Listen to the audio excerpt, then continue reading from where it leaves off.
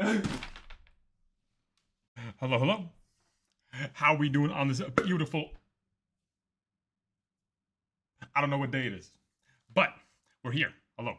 If you are new here, my name is Meat MTG. I am a Yawgmoth aficionado, whatever that word means. Playing Yawgmoth almost exclusively in Modern for about 5 years, 4 years. Oh my gosh, been that long already? Oh my. Yeah. At least in Modern, it's the deck that I stick to and play the most. Yawgmoth has been my bread and butter for the last 4 to 5 years. I love the deck. I never get tired of playing the deck because it's so much fun, especially when I love toolbox decks. You know, there's just so much you can do. You can just switch out one number here and one number here. Brand new creature, try it out, see if it's good, see if it's not good. I don't know. There's something about this deck that it just calls to me, and I never get tired of it. I've been asked to make an updated guide because the last time I made a guide on this deck was almost a year ago, or 2 years ago actually. I was rewatching the old video. Don't normally like to make guides because the deck changes so much, and so does the meta. I'll try to make this guide in a way where it's relevant, even if the meta changes, or even if we make some adjustments to the deck. I'll try to stay as general as possible, so you can use this in the future if you stumble across this in a year from now. Hello, I hope the deck is still around a year from now. We'll see. But yeah, I'll kind of break down. We're gonna go through. I'm gonna go through first and foremost. We're gonna go through the entire deck. Kind of break down the reasons for choosing certain cards over others. I'm going to talk about which cards are staples to the deck and which ones are more flexible. They're the numbers you can have to keep it around here and there. Unlike the ritual version of the deck, ritual version had a lot more one of fun-ofs because you're playing a way more. You're playing with Court of Calling there. You're playing with Ritual, which you needed to, like go 1 drop, 2 drop, 3 drop, 4 drop, all the way up to Yawgmoth. But we're not doing that here. Ritual is still a really good, strong card, but there are decks in Modern that utilize it better, such as Samwise, and to an extent Soul Trader. I think the Soul Trader a little bit less of a popular creature combo deck, but I've remember playing against some green black versions before, which utilize Ritual pretty well, because the benefit of Sam and Soul Trader is that their combo is less mana value overall, and their creatures are lower CMC, so they can get to the combo a lot quicker than we can. But we're not here to talk about the Ritual version. We're here to talk about the Breda's Insight Bramble version, okay? Graveyard centric. So I know what you're here for. You know what I'm here for. Let's do a deck tech, baby, yes sir. Before we get started, I did this last time in my previous guide. I'm going to do it again here. The date today is June 7th, 2026. The meta are these decks right here. So these are the top decks of the format right now. Boros Energy, Lamau, Flage no longer part of the metagame. So this is after the Flage ban, despite their showing an image of Flage here. These are the most played decks, most represented decks right now in the metagame. The recent ban list, there was a change to the ban and restricted list that no one really expected. We had Flage banned, Lotus Field banned, and then Umezawa's Jitte unbanned, Lamau, and a Violent Outburst unbanned for whatever reason, because someone at Wizards just really loves Living End. They just it's like every single ban the last 2 ban announcements have been advertisements to play Living End. So awesome, thank you. Anyways, so that's the current list. These are the current decks right now. I'm not going to go into a breakdown of every single matchup because I feel like it's going to take way too long. I do plan on making a written guide, at some point in the future. I just need to find the time to do that. But it is in the back of my mind. So that's when I can go a lot more into detail on the whole deck, and I can write paragraphs on every single matchup and things like that. So let's go ahead and talk about the deck, Yawgmoth. So first and foremost, if you're playing this deck at the current moment, in this current time, you have to realize you're putting yourself at a disadvantage. We have not gotten any upgrades recently. If Modern Horizons 3 was it's done some damage, and the best card we got from Modern Horizons 3 was this common, which it's a great common. Don't get me wrong, it's a great common, but it's no Ocelot Pride, it's no Ajani, it's no Guide of Souls, it's no Flage, okay? It's no Ugin's Labyrinth, Kozilek's Command. When you decide to play this deck and when you're choosing to play this deck, you are at the moment putting yourself at a disadvantage because this is not a tier 1 deck. So if you want to be playing a deck like this, you have to really be going into it because you want to play it, because you enjoy it, not necessarily because you want to win. If your whole goal is to win, unfortunately, right now, I can't recommend this deck. You know, if your entire point of playing Modern and playing Magic is, oh, I want to win. I want to have the best chance to win. I want to win. I want to have the highest percentage. Blah, blah, blah, blah. This is not the deck for you. I'm sorry.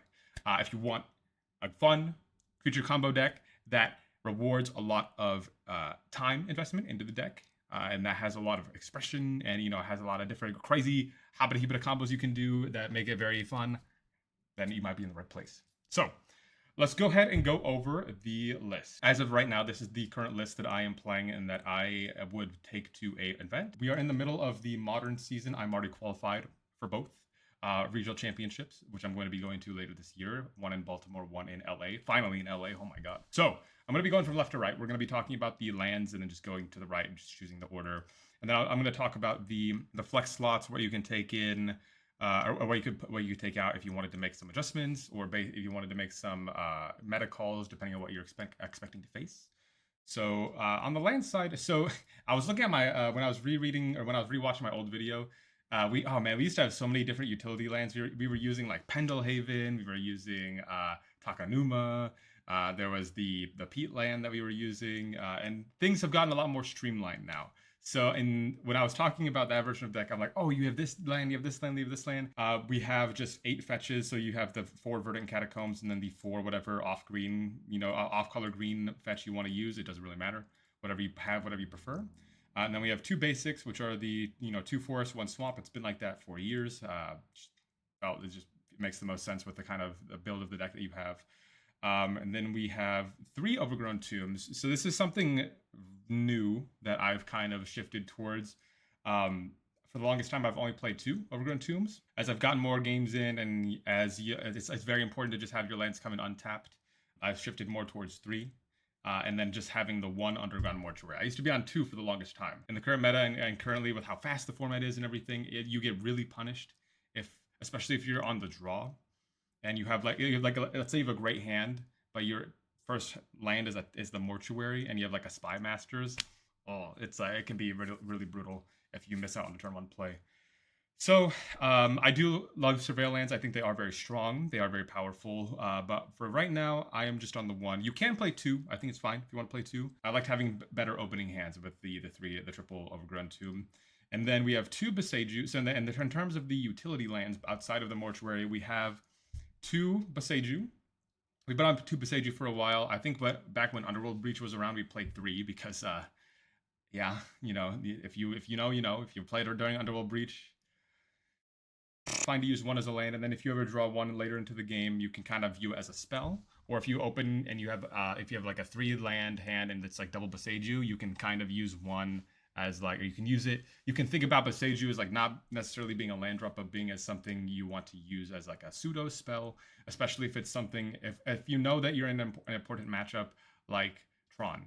I would say the best use case for Boseiju in game 1 is for matchups like Tron, where if you can slow them down from getting to 7 mana, it's great. It's okay against Affinity, but Affinity right now is just so explosive that kind of doesn't matter too much. Other instances where this would be useful would be like not as popular, but Necrodominance. They can't Thoughtseize the Boseiju out of your hand. So the normal game plan for Necrodominance is like they have like Thoughtseize into like that. They have like discard removal into Necrodominance, and that's how you can lose. But if you have a Boseiju, just kind of hold on to that into your hand, and then you're pretty good. And then we always have the best card in the deck, and the worst card in the deck, Dryad Arbor. The best, being able to fetch it later when you have a Yawgmoth out, or when you need to put something on a creature with a Cauldron. Dryad Arbor is always there. But then there are times when you draw the Dryad Arbor and you're like, or you open you have like your opening 7 and it's a 2-land hand, but one of the lands is Dryad Arbor, but besides that it's perfect, and you're just like, it's rough, but despite the downside, it is still worth it to play Dryad Arbor in the deck, especially since Green Sun Zenith is also unbanned. So it's basically, you can view Dryad Arbor as your mana dork number 5. If you have an opening hand that starts with Green Sun Zenith and not a halfling, at least you can have a turn 1 play to go get that Dryad Arbor, which is very powerful if you can untap with it. You love it, you hate it, but through the thick and thin, Dryad Arbor's been there for us. So just if you're new to the deck and you're not like, oh, this card's so bad, you're like, you gotta trust me on this one. Okay, you gotta trust me. He's good. It's good. They're good. There's 2 of them. There's not 2 of the cards. There's 2 of them in the art. And then the last land that we have here, which is actually very important to the combos for this current build of the deck, is Spymaster's Vault. This is a land that did come out in Modern Horizons 3. It enters unless you control a swamp. It enters tapped unless you control a swamp. So that it counts basic, non-basics. So as long as you just have a swamp, you're good. Adds black. And then the ability on it is target creature you control connives X, where X is the number of creatures that have died this turn. And connive is a mechanic from New Capenna, meaning you draw X, you draw and discard, and then if you discard a non-land card, you put a +1/+1 counter on whatever you're conniving with. So if you connive 3, you draw 3, discard 3 non-lands, put 3 counters on it. I'll go over the combos a little bit later. I don't want to interject with the combos right now. I want to go over the deck tech, and then we can talk about the combos. But it is very crucial. It's a win condition basically in our deck with Spymaster's Vault. So just keep it in mind. That's why we're playing 3, because you want to see it at least. You at least want to see 1. It'll be a little bit awkward to open with this because it is a tap land if you don't have a swamp. So that's why we're just playing the 3, not playing the full 4. Now, the 1-drop slot. This is pretty stock. I would say all these cards are staples to the deck. Delighted Halfling, which is just the best mana dork in the game right now. You know, it's a 1 mana, it's a 1/2, which is huge. It adds generic, or you can tap it to add 1 mana of any color only for legendary spells. But then it makes it uncounterable because... why? I don't know. Don't ask me, but I'll take it. So it can be a little bit awkward, you know, if you need if you need the colored mana for, you know, like a Badgermill Cub or something. It doesn't really come up too often. It's not really that big of a deal. You know, if you're gonna have a green if you're casting it already, and then everything else in your deck is pretty much just 1 green pip, except for, you know, a couple outliers here and there. But then you can cast your Yawgmoth off of it, no problem. And then it also makes your Cauldron uncounterable, which we'll get to Cauldron in a second, but. Just the best mana dork. I would play 4 in every single iteration of the deck. I would not leave home without my 4 Delighted Halflings. Cards are very, very good. And then, of course, we have the all-star of the deck. The OG. Been with us since the beginning. Okay. Youngest Wolf. Yes, sir. Used to be a little bit better on the battlefield, but it is still the best Undying creature in the game. And Undying is very, very important and crucial to our combos. So Undying means, you know, if this creature is to die and go to the graveyard, if it did not have a counter on it, a +1/+1 counter, then it comes back with a +1/+1 counter. You can kind of see why they didn't make this mechanic again. Because pretty hard mechanic to balance. You have to make the creature pretty bad. When the creature dies, it's just going to come back stronger. So you have to, if you're like trading in combat with it, and then it or use a removal spell, it comes back stronger. It's like, well, there's 2 removal spells on it. So the first time they made Undying, they didn't make too many of them. I think they made 10 around the first time that they made Undying. I would be very surprised if they made anything better than Young Wolf. Because the reason why it's the best is because it's just 1 mana. It's 1 mana, it's green, which is relevant for Green Sun Zenith and Court of Calling purposes. The only way that they could make something better than Young Wolf is if it was another 1 mana green creature with Undying that had, for some reason, had more stuff on it. Imagine if it was something crazy, like if it was Young Wolf, 1 mana, 1/1 Undying, and then when it enters the battlefield, your opponent loses 1 life. It's a Blood Artist effect. Wow, that'd be crazy. That's like the dream, right? But, you know, they're never going to do that. Just right now, Young Wolf, best combo card. You can play 3. I'm playing 4 right now. But in terms of flexibility, you can just play 3 if you want. I've played 3 before, but right now I'm on the 4. So those are the 1-drops. In terms of other 1-drops you could play Virulent Emissary, which is the new 1 mana Essence Warden from Lorwyn. It has Death Touch on it, which makes it really relevant with blocking Ballista and Cauldron. So you can put a counter on it and then, you know, ping anything and it will die because of Death Touch. Lamau. I was on that card, but the reason why I'm not on it right now is just because I'm playing 3 Dredger's Insight and 1. So I don't think we need the 5th effect for that. So, but you can play it. It is a green sunnable creature with Death Touch. It is relevant.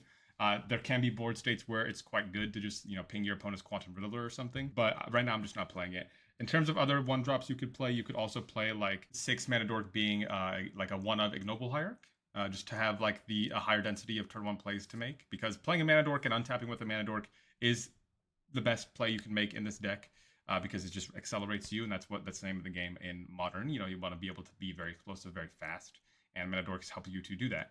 So you can play an Ignoble Hierarch if you want to. I'm just not playing one. I don't really want one right now or need one. I don't think. I'm just on the 4 plus the Dread Arbor. So those are the 1-drops. Now moving on to the 2-drops. Okay. Now we got the spice. The 2-drops where all the action is. This is where we got all the good stuff. Okay, so first and foremost, Badgermole Cub. This card is so good. It's the card that we didn't know that we needed. As I've been playing Yawgmoth throughout the years, and before Avatar, we were in a pretty rough spot. To say, you put that lightly, you know, we were not in the best spot before Avatar, and it had gotten so bad. I was thinking about switching off the deck. It was that bad because it was just so rough to play. We just had no new tools. Even with all the stuff we had going on, it was still, nothing felt like it was good enough. And it was just so hard to keep up with the meta, man. And then I was like trying out Simic Ritual. I was trying out Brute Scale. I was like, man, this is rough, dude. Clarion Conqueror had just been printed. It's just like, dude, great, awesome. Man, I was feeling down. But then Badgermole Cub gets spoiled. And I'm like, oh damn. When people ask me what creature, they would ask me like, Meat, what creature does Yawgmoth need to get back in the meta? This is before Avatar. Like, what creature does Yawgmoth need to be back on top? Back at, you know, a tier 1.5, tier 2, because at that time it was like a tier 3, tier 4. It was really bad. And every time that I would get asked that question, I'd just be like, I don't know.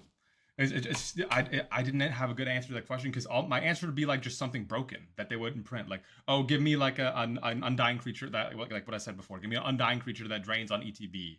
Or give us a mana dork, a 1-mana mana dork with Undying, or something ridiculous, right? Things that they would never print, or like that wouldn't make sense to print. And then they printed Badgermole Cub. And I'm like, the reason why I never thought of something like this is because I didn't think they would ever print this effect on a 2-mana card. That seems insane to me. So I saw this card like, wow. At the time when I saw the card get spoiled, I honestly didn't know how it was gonna play out. I'm like, it sounds pretty good. I'm going to try it. We're going to see how it goes. But oh baby, it's the saving grace. It's the card we did not know that we needed, man. It's so good.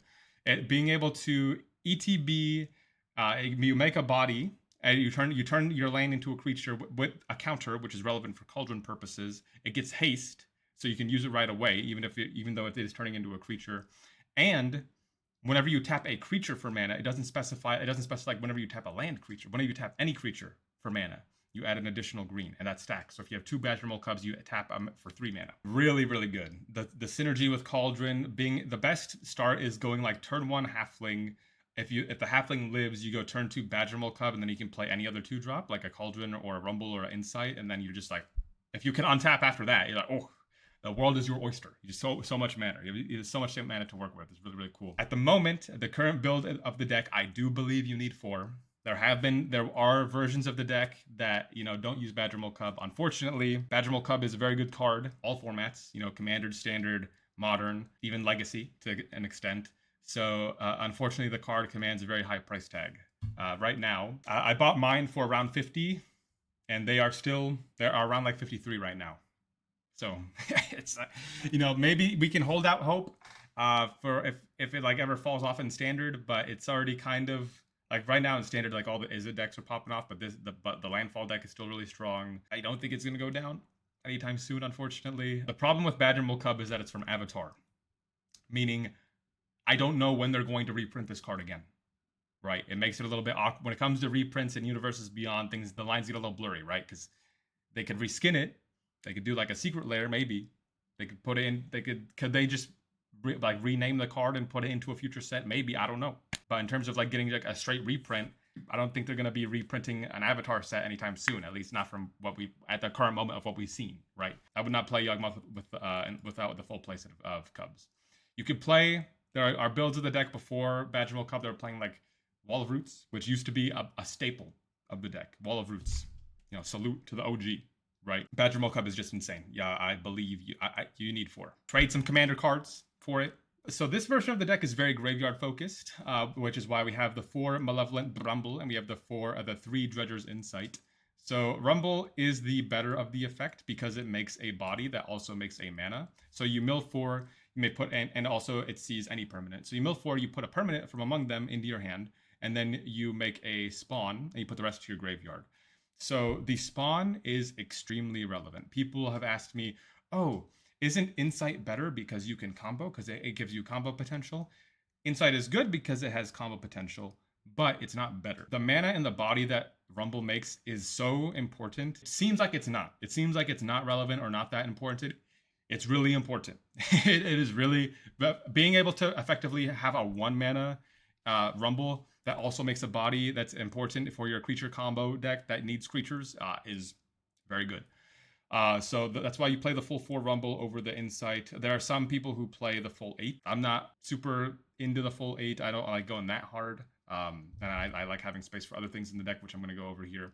But yeah, these are your enablers to find your payoffs. The best card in the deck is Cauldron. Agatha Soul Cauldron has 3 paragraphs on it, which is very good. So you can spend mana as over any mana of any color to activate abilities of creatures you control, which is very cool. Creatures, anything that has a +1 counter has all activated abilities of creatures exiled with Agatha Soul Cauldron. So that means a Walking Ballista under a Cauldron. Anything is a Walking Ballista that has a counter. A Grist under a Cauldron. Anything that has a counter is a Grist.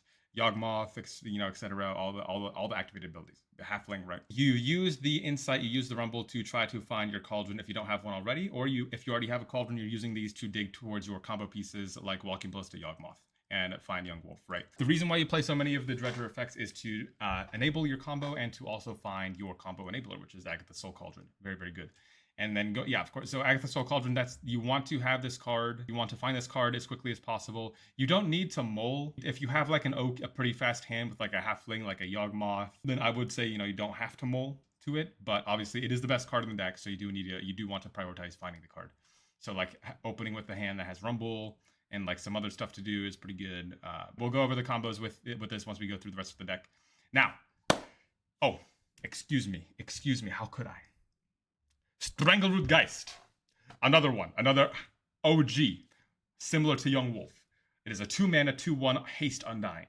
Now that's important. This is the 5th Undying creature in the deck. Strangleroot Geist does have a few combos that Young Wolf cannot do, which we'll go over here in a second. Basically just the 5th Undying creature, just in case your Young Wolves get surgical for whatever reason, or if you're just not able to find your Young Wolves and you use your Dredger's Insight and the Rumble to find a Strangleroot Geist. It's been extremely, extremely relevant in games where my Young Wolves get all taken out by like a surgical or something. So yeah, Strangleroot Goat, dude. And he also has again, we'll go over the combos in a little bit here, but there are some things you can do with him that you can't do with Young Wolf you would lose the game if you had Young Wolf instead of Strangleroot Geist in those positions. So we'll go over that in a second. So now we can go over the 3-drop slot. So the 3-drop slot is the most interesting because they're all 1-ofs. So we have capital G Wrist here. Okay, she used to be a 4-of in the deck. Very, very strong planeswalker. It's a very unique and very, very cool effect where it's a creature anywhere when it's not on the battlefield, meaning if it's in the graveyard, if it's in exile, if it's in your deck, it is a creature. Meaning you can put it under a cauldron and technically it's a creature. So that means all of its abilities are creature abilities and you can activate all of the planeswalker abilities on a creature. Now your creatures don't start with 3 loyalty, they start with 0. So you can't -2 right away. But if you have like multiple tokens in play and you have like 3 counters, you can like 3 Grist plus, and then the next turn you do another like 3, and then you have access to the down tick. Very, very silly. The reason why we only play 1 right now is because she's just not as good as she used to be. Playing a Grist on turn 2 used to be like, super strong, especially with a halfling. Uncounterable, excuse me. The meta is just so fast nowadays, man. Like, Grist, unfortunately, not doing it when your opponent goes Ocelot, they go Guide Pride, a Johnny Bombardment, or they go, Pinnacle Emissary, make token, Kappa Cannoneer, right? So compared to those, playing Grist on turn 2 looks a little like we're playing kitchen table Magic. It's not as good as it used to be, Used to be extremely good when like the best deck was Murktide and things like that. But though the card is still very, very good in some matchups, like against Control, it's very good. Against Dimir, it's very good. But against Dimir, we're already very good against Dimir, so it's like, fine there. And it's also she's still very good to be to like throw under a cauldron. So still, even though we're not on the full 4 anymore, still kicking it, still doing good. Just right next to Strangleroot Geist, okay. And then we have Endurance, solid inclusion. One of the more fair elemental incarnations from Modern Horizons 2. Very important to have in game 1 when you're against like a graveyard deck and you end up drawing this card, or you can green sun for it at a part where in a point where it's relevant. A free spell Free spells are OP, you know. So just like a solid 3-drop to just have in the main board, and then also you have one in the sideboard as well, just because, you know, it's the best graveyard shenanigan stopper for green. So very good, solid stat line too. 3/4, 3 mana, 3/4 reach flash. Are you what? A good green creature. And then we have one of the newer additions to the deck, Formidable Speaker. You know, it is a 3 mana 2/4. You know, when it enters, you may discard a card. If you do, you may search your library for a creature card, reveal it, put it into your hand, and then shuffle. And then the bottom text is 1 mana, tap, untap another target permanent. When this card was spoiled, everyone was like, "Oh, this is the card for Yawgmoth. This is gonna make Yawgmoth broken." It's okay. It's all right. I was playing 2 when the card first came out, mostly just to test it and to have like a higher density of drawing into the card to see how it feels. It's a very good tutor. It's a very strong card, though it's just a little slow, right? Because if you're trying to get something like a Yawgmoth, it's a 7 mana play because you have to play it, discard a creature or discard a card, and then go get Yawgmoth, and then that's another 4 mana you gotta pay, right? But it's still very good to have in the deck as a 1/of, also because it can be Green Sun Zenith 4, which, you know, in turn does make it more expensive because you have to spend an additional mana on it to Green Sun for it. But the utility that the creature provides is very good. Like, for example, if you need to have, if you're in game, if you need just a certain creature, and, you know, it's the best tutor for it. It's the best creature tutor that we have. So you like discard, go get like a Yawgmoth, discard a card, go get, you know, if you need Walking Ballista for the combo, go get Walking Ballista or a Young Wolf, right? So I think the versatility of it, being able to get any creature, does warrant a spot in it to have one in the deck. At the moment, I'm playing just the one. There's some cool stuff you can do with the ability of untapping, because you can generate 1 extra mana if you have a Badger Mole in play. Like, you tap a Badger Mole land, untap it with the speaker, and then tap it again. That's just 1+1 mana. And then you can also like do some Cauldron shenanigans. There are actually spots where I'm playing a game where I have a speaker out and I have the combo available, but I wait a turn until I'm able to untap with speaker, because if you're expecting your opponent to have a like interaction for your combo, you can have the speaker untap the Cauldron. If you go to exile a Ballista and your opponent like goes to destroy your Cauldron or goes to exile the Ballista out of the graveyard somehow, you can Formidable Speaker, untap the Cauldron, and then reactivate to eat the Ballista again, and then just combo on over the top of whatever they're trying to do. Which I've done a couple times before, and people forget about it. They just forget the untap ability. So it's sneakily good. You got to keep it in the back of your mind. It's similar to like Yawgmoth's passive, where, you know, a lot of the times you can forget it. It's very easy to forget about, but it's very good. Okay, so keep that in mind. And then the last of the 3-drop slot. Sephiroth, Fabled Soldier. Towards the end of the video, or towards the end of the deck tech here, we're going to go over the flex slots, like I mentioned. This is one of them. I don't think the card is necessary at all. I just have a soft spot for Sephiroth. I think it's a very cool card. I think, you know, it's a Blood Artist on crack. It's a Blood Artist that can win you the game if left unchecked. That's why I like the card. But I don't think it's necessary at all. I think you can completely swap it out here for, you know, any other. It's hard to say that Emissary is better or that Sephiroth is better, because they're kind of similar, but they're both different. Emissary, I would say, is more efficient than Sephiroth, but Sephiroth can do things that Emissary can't, like win you the game, right? You know, Infinite Life can win the game a lot of the time, but sometimes having the actual drain does win you the game. There have been games where if the opponent is not able to answer it right away, or if it goes unchecked, it can be very, very strong. It is a combo, enabler, having a Blood Artist effect stapled to it. And the backside of Sephiroth is no joke. If you're able to flip Sephiroth, the game can just be over extremely fast. You don't have to worry about Sephiroth. Even if they kill Sephiroth after it flips, it doesn't matter because you get the emblem. So you just have a Blood Artist emblem for the rest of the game, which is super sick. The backside is a 5/5 flyer that can just end the game super fast. You can attack, you can sacrifice like 3 things, draw 3 cards, drain for 3. It's awesome. So I play Sephiroth just because I like the card. I can't recommend Sephiroth, but if you like the card like how I like the card, then I don't see why not. I don't see why you shouldn't play it. But yeah, if you wanted to switch this card out, you definitely could. I just play it because I like it. Basically, that's what it comes down to. And now going to the 4-drops. Okay, we got, of course, Yawgmoth. You know, the name of the deck, namesake. Okay, 4 mana, 2/4 from the OG MH1 Modern Horizons 1. Protection from humans. People forget about that all the time. Don't forget about that. If you're against, you know, prowess or something, and you go to block a Swift Spear, it's very funny when they try to kill it. And then, you know, you pay a life, you sack a creature, you put a -1/-1 counter on up to 1 target creature, and you draw a card. As I mentioned previously, you know, the discard a card proliferate You spend 2 black mana, discard a card, proliferate, and that means you can put counters on any number of permanents and or players and give them another counter of each kind they already have. So something to know about proliferate, if you don't, it is a older ability, a older mechanic that's kind of weird. Proliferate gets around hexproof and it gets around shroud and like untargetable, and because it says choose. It says choose any number. It doesn't say choose target, or it doesn't say any number of target. You're not targeting when you proliferate. Meaning, when you proliferate, you don't have to tell your opponent what you're proliferating until the ability actually resolves. So if you have like minus counters on their things and you have plus counters on your things, and you say discard a card, proliferate, you don't gotta say anything. And your opponent's like, oh, what are you doing with the proliferate? You don't gotta say nothing. I'm not saying anything. What am I doing? I don't know.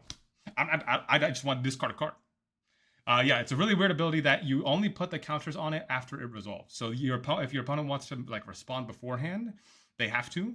So if they're like trying to sacrifice something in response, or they're trying to do something with one of their creatures in response, they have to do it before the proliferate resolves. So once they if you're playing in paper and they give you the okay, and you start putting the counters on stuff, and they try to do something, just call judge, say, hey, you already gave me the go-ahead. I'm sorry. I clearly stated I was going to proliferate. You're not going to run into that situation too often of having that awkward interaction where your opponent's trying to respond after. I think most players know how it works, but just in case you run into that situation, just that's how it works. And then obviously Yawgmoth, you throw it under a cauldron. Anything that becomes a Yawgmoth, very good.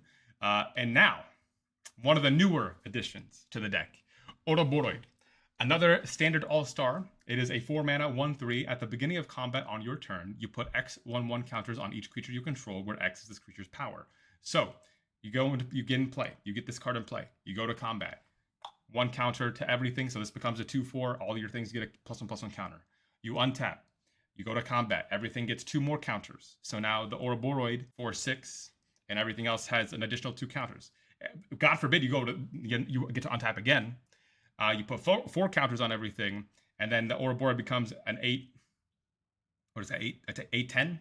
Yeah, 8/10, and everything else gets 4 counter, and the game should be over by that point. Very, very funny and unassuming card. Like a lot of people saw this card when it came out, and obviously it's great in standard, very, very strong in standard, but was kind of like dismissed in modern, especially when Flage was. Flage was still around, but it immediately survives a Flage because of as soon as you go to combat, it becomes a 2/4.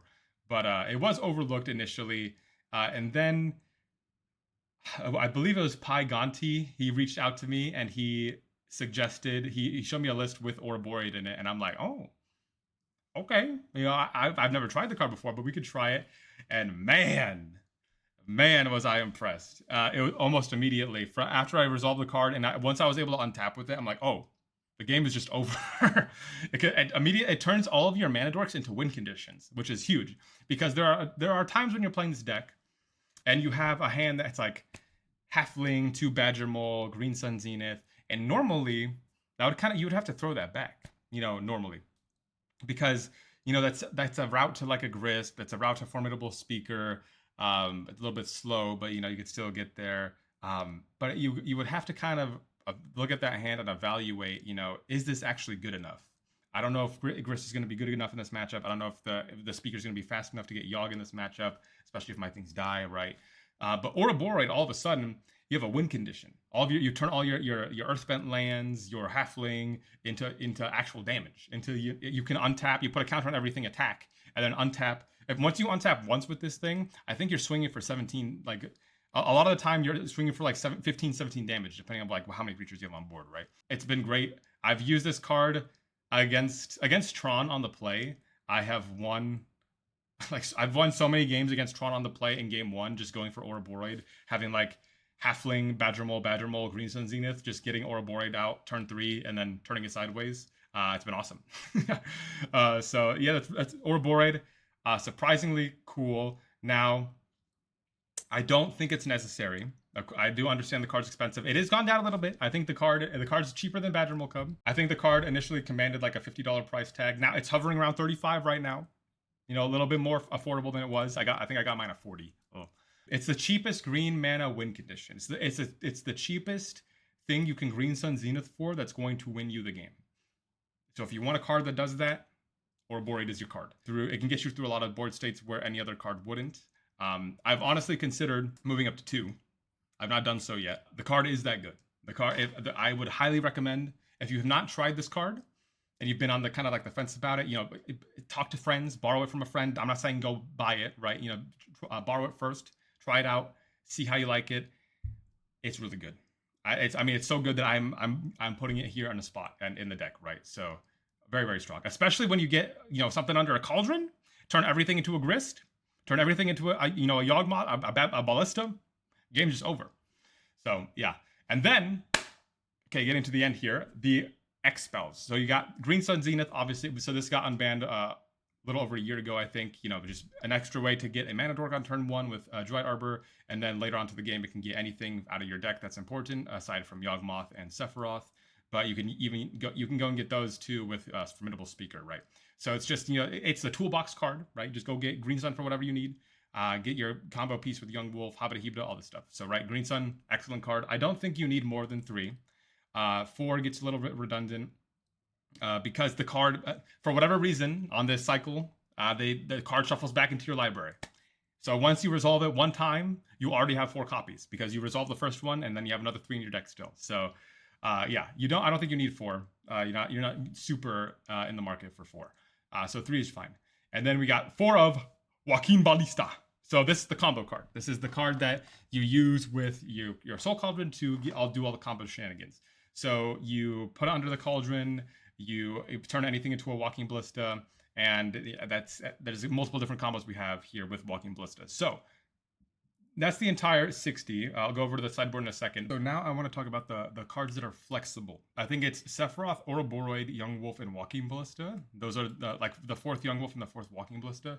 Those are all the flexible slots. I guess you could also count like Dredger's Insight number 3 as a flex slot.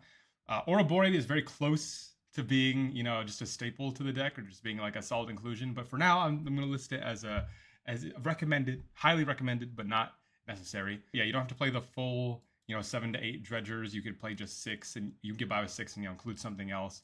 And then in terms of what you can side in, there's infinite number of different things, different changes you can make to the deck to, kind of suit your playstyle, kind of suit whatever you want or what you like. So, there's Hapatra, which is another pseudo combo card. There's Virulent Emissary.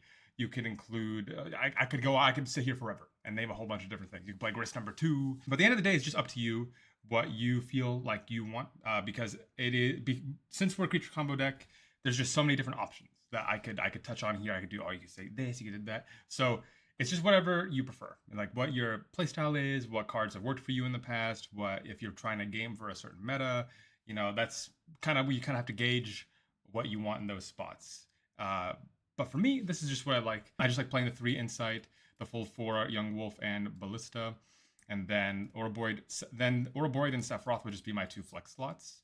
I do think Speaker is necessary. I think it's just so the fact that you can get any creature is just so versatile because we are a creature combo deck. So the Speaker being able to get any piece of the combo that you're missing, aside from Cauldron, of course, is still very good. So and then Endurance and Grist are both staples to the deck. I think you need to be playing 1 each main board. So okay. So we've gone over the deck, the 60 here. So let's talk about combos.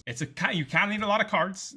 it's not as easy as just Guide Pride, but obviously all of them revolve around Agatha Soul Cauldron. The biggest and easiest combo here, right, is you have a Cauldron plus a Ballista plus a Young Wolf, and then if you have like multiple different like enablers for this setup. So a Sephiroth is a kill.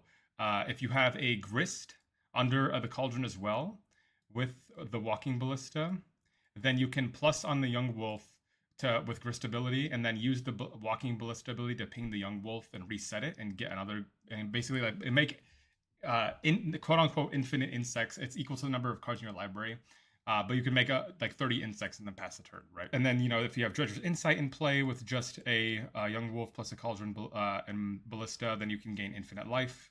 And so all of this revolves around the Undying creatures and how the Walking Ballista interacts with Undying creatures. You have a counter on Young Wolf here, which is an Undying creature. The reason why it works is because the ability for Walking Ballista as a cost is you have to remove the counter, the +1/+1 counter from the creature. So a lot of the combos involve having your Undying creatures ping themselves, because what you do is you'll have a Young Wolf that's a 2/2. You activate the Walking Ballista ability, remove the counter, so it goes back to being a 1/1, and you ping itself.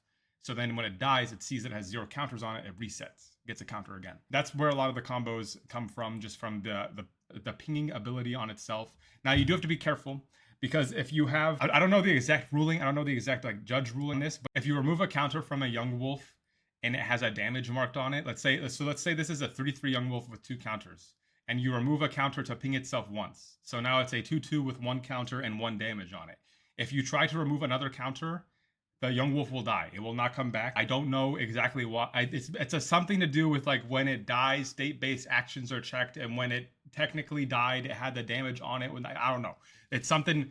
Someone in the comments, I'm sure, will explain it better than I can. But just know that you just got to keep that in mind, because there have been times where I'm playing on stream and I accidentally ping my wolf when it has more than 1 counter, and I'm just like, oh my god, I have to pass my opponent's upkeep here. And then I give them a chance to untap. It's pretty bad. So it's not a mistake you're going to be making too much in paper, but it's just something you do have to keep in mind. Other combos with Young Wolf, and then now this is where Spymaster's Vault comes into play. So if you have Young Wolf plus Cauldron plus Ballista plus Spymaster's Vault, what you do here is you count the number of cards in your library, and you are allowed to do this at any point in the game. Some people can be confused by this because it's not too often where you're counting your library unless you're playing against like Mill or something. But you are allowed to count your library at any point in the game as long as you're not, looking at your cards. Just do it face down. How it works is you have a Young Wolf plus a Cauldron plus a Ballista. You count the number of cards in your library, and you make the Young Wolf ping itself equal to like the number of cards in your library minus like 3. So let's say I have 43 cards in my library. I have my Young Wolf ping itself 40 times, and then I activate Spymaster's Vault, and then we connive 40. So we draw 40, discard 40. So basically draw your entire deck and discard all of the non-land cards, as many non-land cards as you can.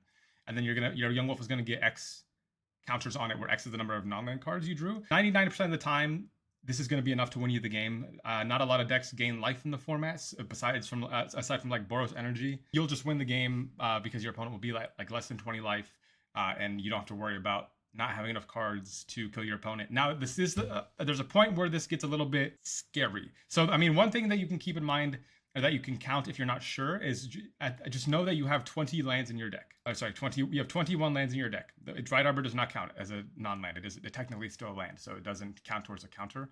So you have 21 lands in your deck. So you can, if you're trying to combo off and you're not sure how many non-lands you have in your deck, just count the number of lands in play and in your graveyard, and then kind of just like subtract that from your head, and do the math with how many cards are in your deck, and then you can kind of figure out how many cards, if you're gonna have enough or not.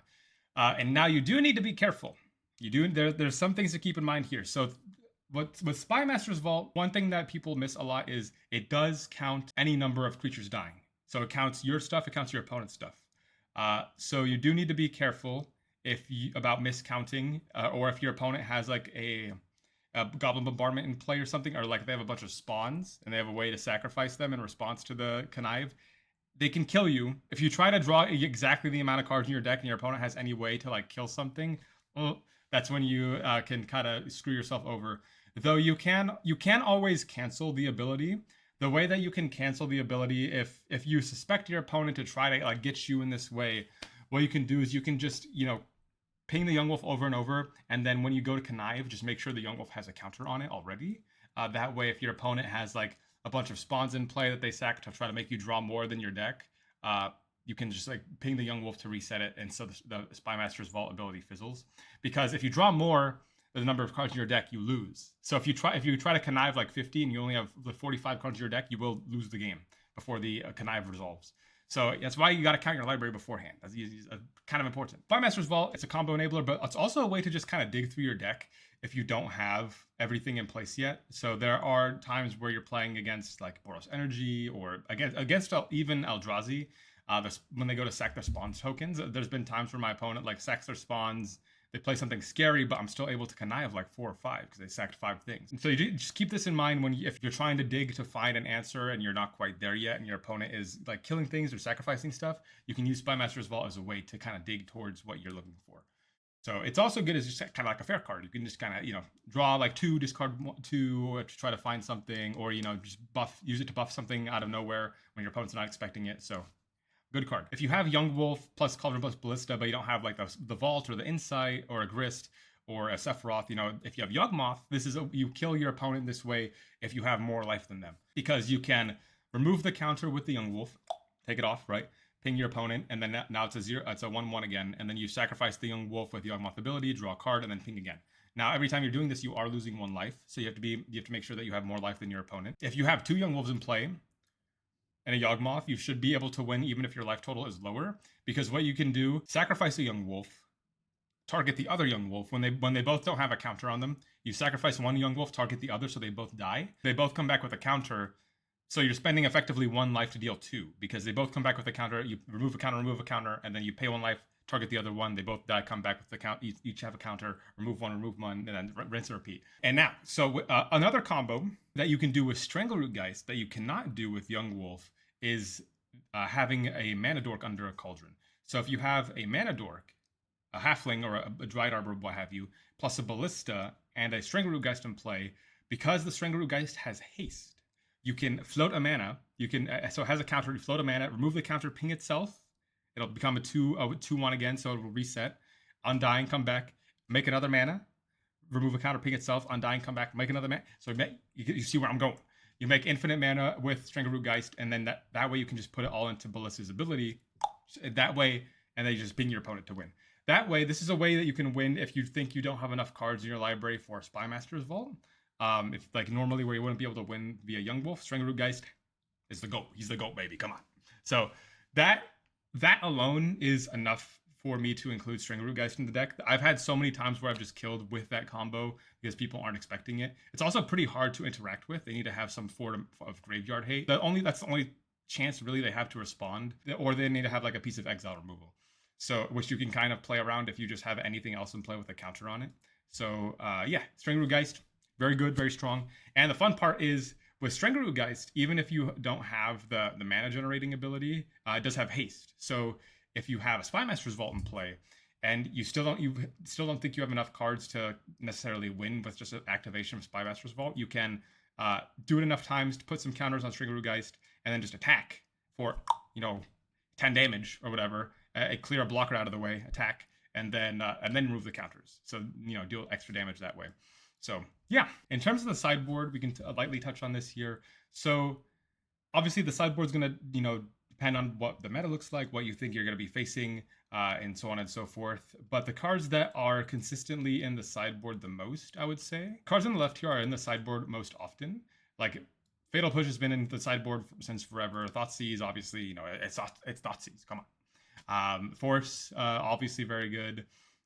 Outland Liberator, this can be any flavor of creature, artifact, enchantment removal with the activated ability. I just like Liberator the most because the backside, very, very good. The Frenzy Trap Breaker, being able to destroy anything on attack, is actually quite relevant. It doesn't happen too often, but the games where it does happen, you'll be so glad it did, because you just get multiple activations and you still have the activated ability there, so it's great. And then, of course, Endurance, as I stated before, very good. And then the things on the right here are kind of more dependent on what you expect to be facing in the meta. So yeah, that's the 75. Obviously, when it comes to your sideboard, you should be tailoring your sideboard to whatever you're expecting to face. So now what we're going to do to close out the video, we're going to go through some test hands. So we're going to do a little bit of Goldfishing.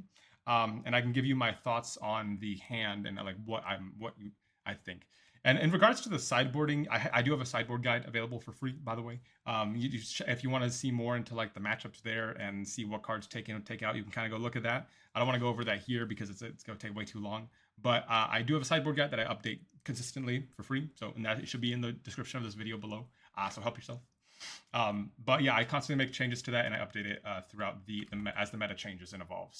So let's do some test hands. So this hand looks great. I love this hand. We can go get Dried Arbor turn 1. Then we have immediately, we can curve out into Badgermole Cub plus Ballista. Or we could go Badgermole plus Agatha Soul Cauldron. So yeah, this would be a snap keep here against, obviously this is like game 1, so assuming that we don't know what we're up against. Obviously when you go up against certain matchups, you have different things that you're looking for. But I think generally on the blind, this is great. I think this is very good. You can actually, there's even a route here, or there's an argument to be made where you could like wait on the Green Sun Zenith, since you have Ballista, Sephiroth, and Cauldron all ready to go, and you can go and get Young Wolf here. The only thing is you don't have a third mana source to guarantee Sephiroth hits the table. So I think in this spot here, I'm always going to be going for the Dried Arbor. So let's go ahead with the practice thing. You always draw a card for whatever reason. So we're gonna pretend like I didn't draw a card here. So let's pretend that that's our next draw, right?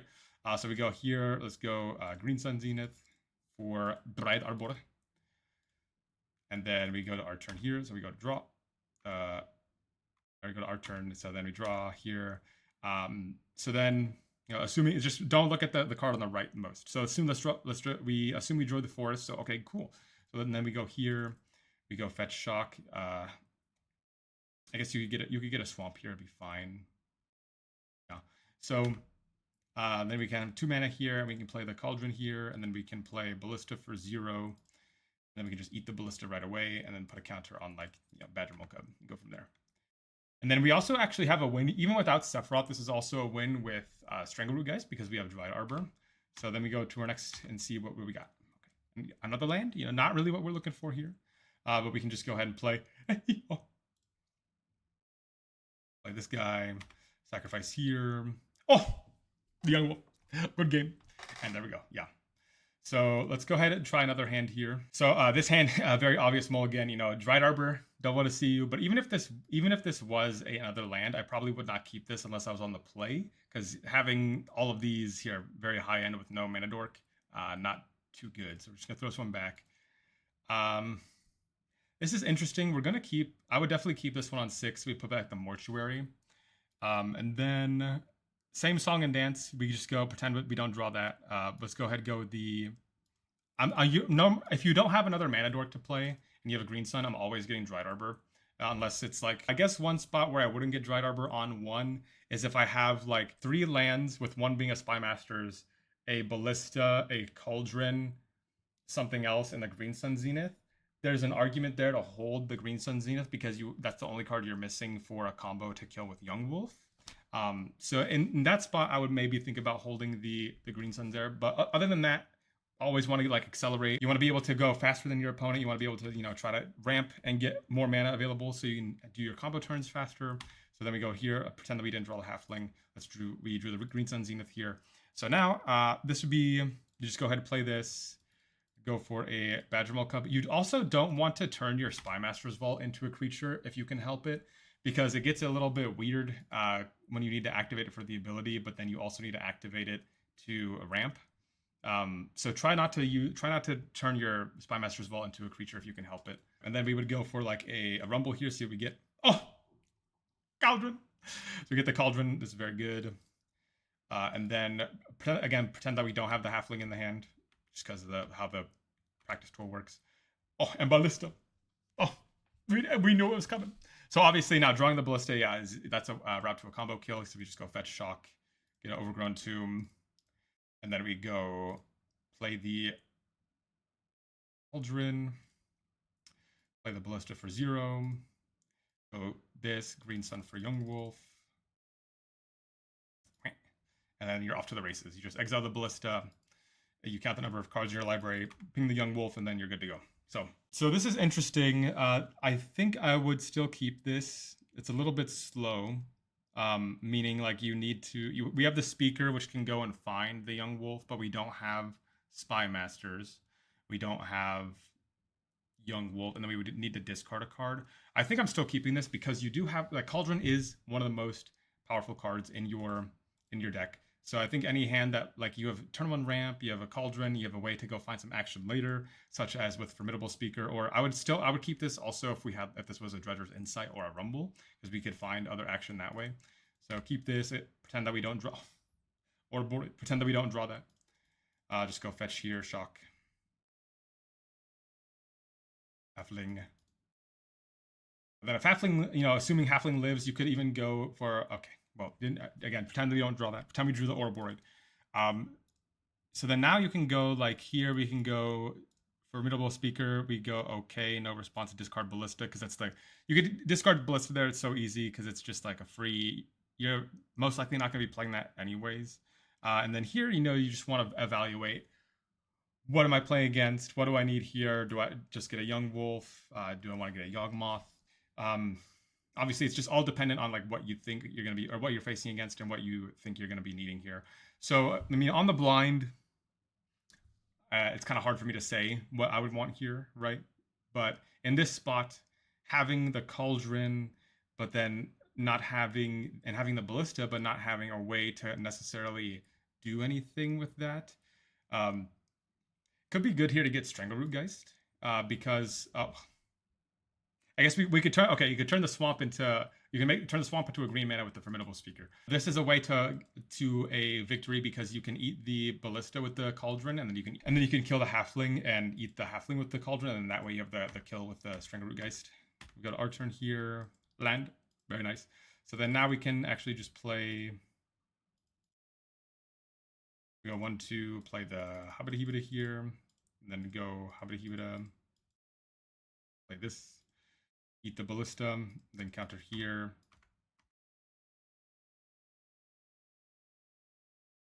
And then go to our turn, and then untap here, and the game is over. Oh, Yawgmoth.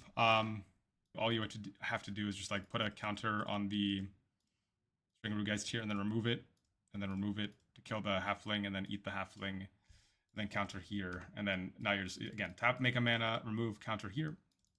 Undying, tap, make a mana, remove, counter here. Undying. And then that way you're generating infinite mana that way, and then you got the win, yes sir. Yeah, so those were some different test hands just to kind of give you my thought process behind keeping and not keeping. Mulliganing is pretty difficult with this deck if you're getting into it for the first time. It's like sometimes you can have a hand that has like some dorks and like a rumble and an insight, and you kind of have to, I mean, that's just the nature of the deck. Sometimes your rumbles and your insights are going to be really good, sometimes they're going to be really bad. Most of the time they're going to be fine because you do have a lot of things that you can hit, even if you don't hit Cauldron. But yeah, sometimes you have to keep your hand on the strength of an insight or a rumble, and sometimes you just don't get there, which is unfortunate. But you do hit the Cauldron, you're off to the races, right? So yeah, I mean that's I guess an overview of the deck. As I said towards the beginning of the video, I do plan to make a more in-depth, detailed guide, written guide, kind of crazy style for Yawgmoth. Hopefully later this year. Just a matter of time. I need to find the time to do it, and then I also want to make it look nice. I want to commission art for it. So, anyways, yeah, that's what I got for the Yawgmoth guide. If you have any other questions regarding the deck or regarding choices or anything, please feel free to leave a comment. I'm always very responsive to all the comments. I always try to respond within a day or sometimes sooner. If you ever have any questions about the deck or certain choices or certain combos or whatever, feel free, just hit me up either in the comment section, wherever, and I'd be more than happy to answer. But yeah, thank you guys for sticking around, watching the video, and I will see you next time I see you. Yes, sir.